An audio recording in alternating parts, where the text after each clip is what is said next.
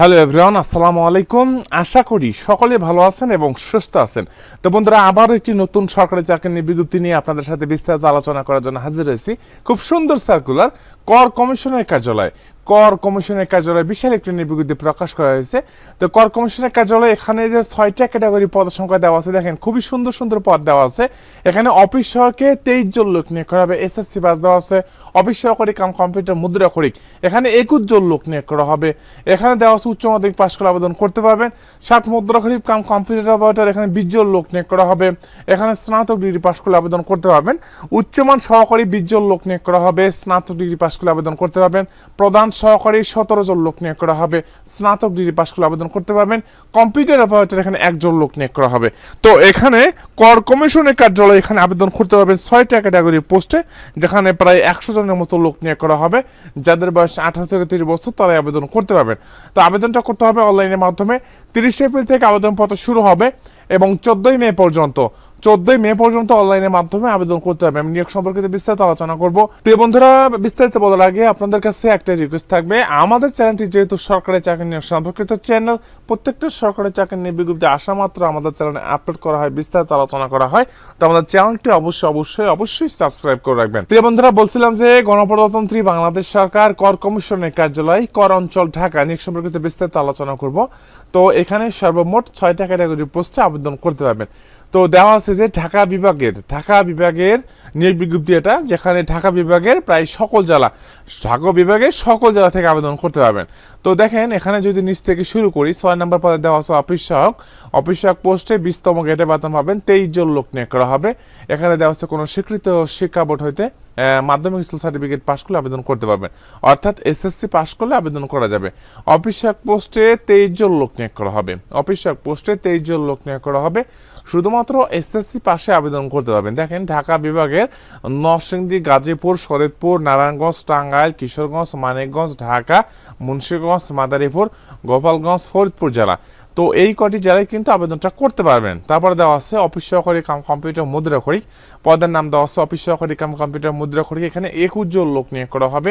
দেওয়া আছে যে কোনো স্বীকৃত বোর্ড হইতে ন্যূনতম 2য় বিভাগ বা সমমানের সিজিপিতে উচ্চ মাধ্যমিক সার্টিফিকেট পাশ করলে আবেদন করা যাবে, অর্থাৎ ইন্টারমিডিয়েট পাশ করলে আবেদনটা করতে পারবেন। কম্পিউটার ব্যবহারে দক্ষতা থাকতে হবে। কম্পিউটার ওয়ার্ড প্রসেসিং সহ ইমেল, ফ্যাক্স পরিচালনার দক্ষতা এবং অভিজ্ঞতা থাকতে হবে। এখানে দেওয়া আছে ঢাকা বিভাগের সকল জেলা থেকে আবেদন করতে পারবেন। তারপর আসেন 4 নম্বর পদ। এখানে 4 নম্বর পদে দেওয়া আছে 60 মুদ্রাক্ষরিক কাম কম্পিউটার অপারেটর পদের নাম দেওয়া আছে 60 মুদ্রাক্ষরিক কাম কম্পিউটার অপারেটর। এখানে দেওয়া আছে 20 জন লোক নিয়োগ করা হবে।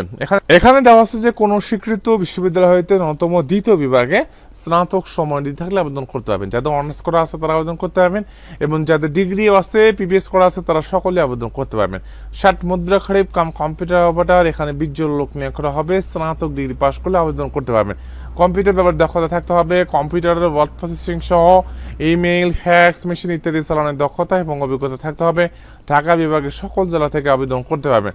তারপরে দেওয়া আছে উচ্চমান সহকারী। দেখেন এখানে দেওয়া আছে উচ্চমান সহকারী এখানে 20 জন লোক নিয়োগ করা হবে। তো এখানে উচ্চমান সহকারী 20 জন লোক নিয়োগ করা হবে। কোনো স্বীকৃত বিশ্ববিদ্যালয় হইতে স্নাতক বা সমমানের ডিগ্রি থাকলে আবেদন করতে পারবেন। এখানে কম্পিউটারে বেসিক ট্রেনিং কোর্স উত্তীর্ণ থাকা লাগবে। কম্পিউটার ওয়ার্ড প্রসেসিং সহ ইমেল, ফ্যাক্স পরিচালনার দক্ষতা এবং অভিজ্ঞতা থাকতে হবে।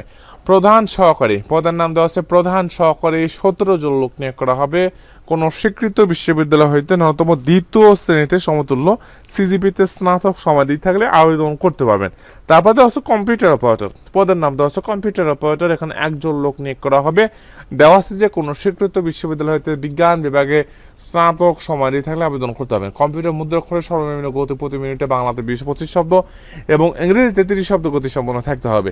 তো দেওয়া আছে যে কর কমিশনের কার্যালয় গণপ্রজাতন্ত্রী বাংলাদেশ সরকার কর কমিশনের কার্যালয় বিজ্ঞপ্তি প্রকাশ পেয়েছে। এখানে ঢাকা বিভাগের সকল জেলা থেকে আবেদন করতে পারবেন। এখানে দেখেন 1 থেকে শুরু করে এখানে 4 নম্বর পোস্ট 5 নম্বর পদ পর্যন্ত এখানে দেওয়া আছে ঢাকা বিভাগের সকল জেলা থেকে আবেদন করতে পারবেন। আর অফিস সহায়ক পোস্টে ঢাকা বিভাগের যে সকল জেলা আবেদন করতে পারবেন সেই সকল জেলার নাম দেওয়া আছে। এখানে 1 এপ্রিল 2024 তারিখ অনুযায়ী যাদের বয়স 18 থেকে 30 বছর তারা সকলে আবেদন করতে পারবেন। তো দেওয়া আছে যে অনলাইনের মাধ্যমে আবেদনটা করতে হবে।